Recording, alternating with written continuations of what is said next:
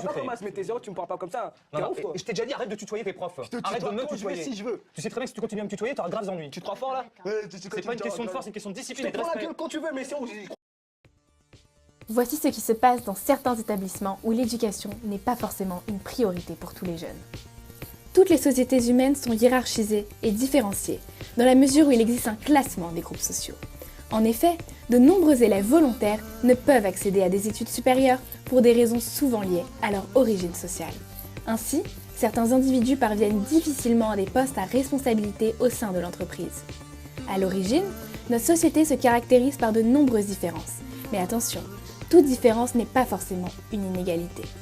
Elle devient une inégalité lorsqu'elle se traduit par des avantages ou des inconvénients. Malgré les efforts perpétuels de l'État, les inégalités économiques restent tout de même importantes et tendent à s'accentuer au cours de ces dernières années.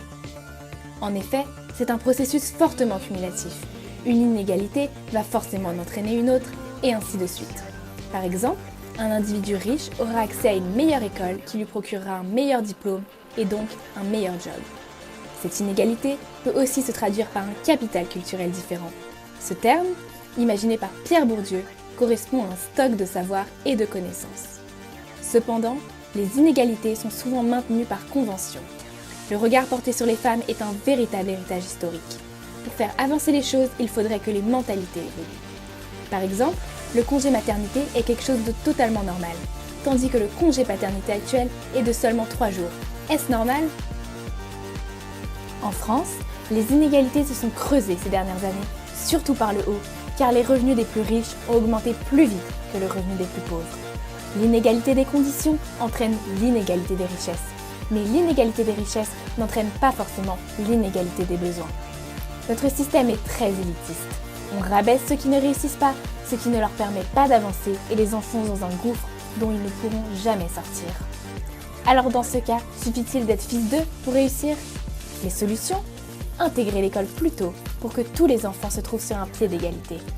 Réformer l'éducation pour qu'elle se base plus sur l'encouragement. Les écoles privées favorisent seulement ceux qui ont les moyens de payer. Mais qu'en est-il de ceux qui ont les capacités mais pas les moyens financiers ? Il faudrait donc créer des écoles basées sur le mérite et non uniquement sur les revenus. Le problème des inégalités est très actuel et ne cesse d'être abordé, notamment dans cette période d'élection présidentielle où le peuple attend une réponse à ce problème.